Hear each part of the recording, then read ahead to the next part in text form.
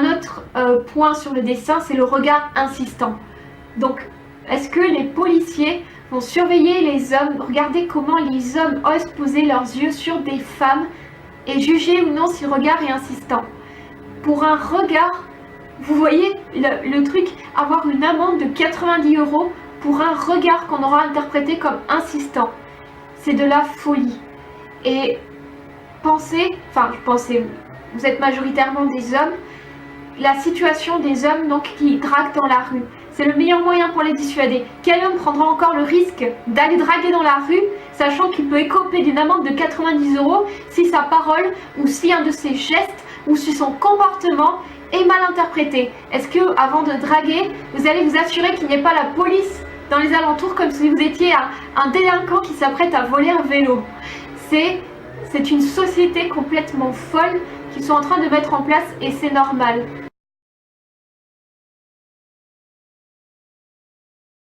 Le scandale de pédophilie de Telford fait le miel de la fachosphère. Ah là là là. Comme si le fait de faire le miel de la fachosphère, eh bien, c'était diabolisant et que forcément, c'était une mauvaise affaire.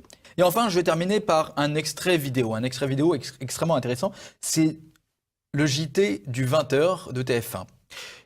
Le 20h va travailler sur le sujet du racisme sur les réseaux sociaux. On l'a vu, ça a été porté par le Premier ministre.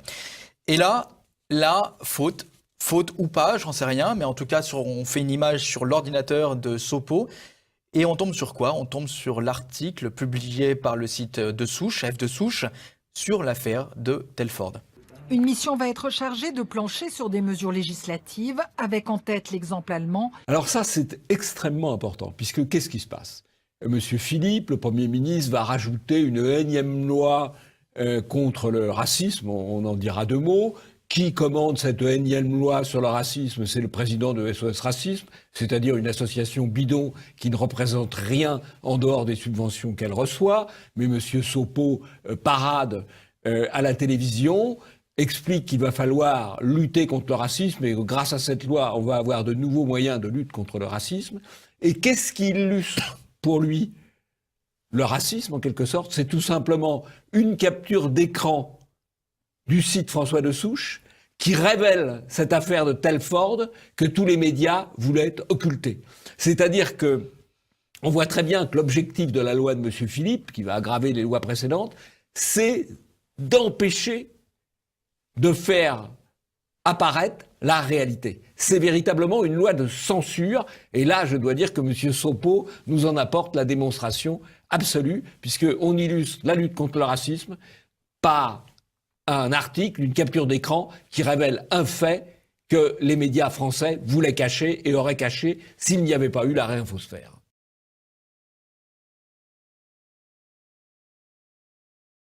Et là, on a un gars qui est fiché S, qui est étranger, qui est fiché S, qui a été même suivi par les services français parce qu'ils ont eu des soupçons sur lui à un moment donné. Et voilà qu'il se balade en France. Hein, j'ai l'impression que quand ils arrivent à l'aéroport, ces gens-là, ils ont le tapis rouge et un comité d'accueil avec des fleurs et du champagne. Hein. C'est quand même assez dingue la facilité qu'ont des terroristes, des gens qui ont été suspectés de terrorisme.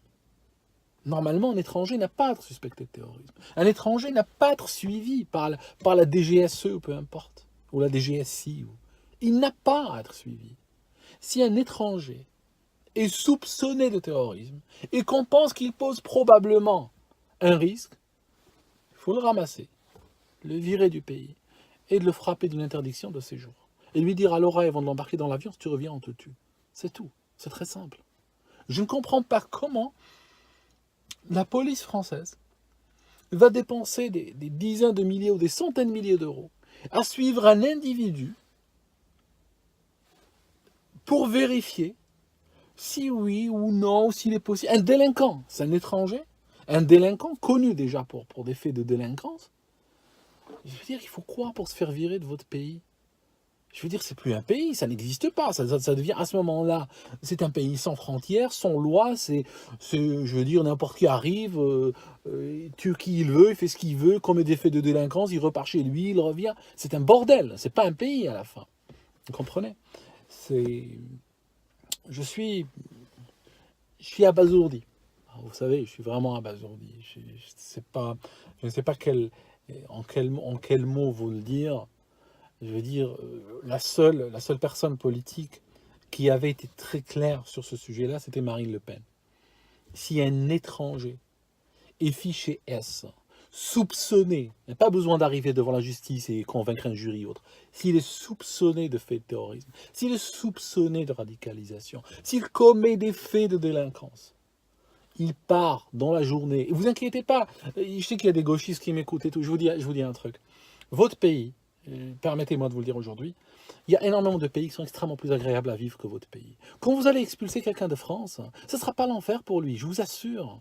D'accord? C'est pas un droit humain absolu de rester en France. Les gens n'ont rien à foutre de rester en France. Un billet gratuit chez vous, je ne viens pas, vous comprenez? Il y a tellement d'endroits extrêmement agréables dans le monde que votre pays. Quand vous allez virer quelqu'un de France, vous n'allez pas le jeter en enfer. Genre, vous avez cette vision que la France, c'est le paradis, tout être humain a le droit de respirer l'air français, et puis si tu l'expulses, tu es en train de commettre un crime contre l'humanité. Non! C'est pas vrai, ça marche pas comme ça. Je vous demande pas de commettre des crimes contre l'humanité. Virez-le juste pour sauver vos gueules, c'est tout. Juste pour sauver ce qui vous reste de pays, ce qui vous reste de dignité, ce qui vous reste de civilisation, c'est tout. Aussi simple que cela. Mais franchement, moi, si vous me trouvez à rôder en France, virez-moi, expulsez-moi. Ça me rendrait service, franchement. Si une idée aussi folle me viendrait que d'aller en France, franchement, vous m'attrapez, vous me virez. Mettez-moi dans le prochain avion. Je vous en serai reconnaissant. Je veux dire, c'est pas possible. J'ai l'impression que... Voilà, bon, maintenant, il est mort. Hein, c'est bon, maintenant, il n'y a rien à expulser, c'est fini. Là, il est mort. Mais... je comprends pas. Sincèrement, je suis dégoûté aujourd'hui. Hein. C'est pas le style de vidéo que je fais d'habitude. D'habitude, je suis plus réfléchi et tout ça, mais... là, je suis sous le coup de l'émotion. Ça me touche, cet endroit inconnu, oublié des dieux et des hommes. Ce gars, il va et il tue des gens. Et puis voilà, il est sûr de mourir et d'aller rejoindre des putes célestes et d'aller rejoindre des califes et rejoindre je ne sais plus quoi. C'est quoi ce bordel, mes amis? C'est quoi ce bordel? Et vous, comme des culs comme ça, vous êtes là en train de regarder. C'est pas possible, je veux dire... enfin, je veux dire, juste arrête quoi. Arrête d'en parler.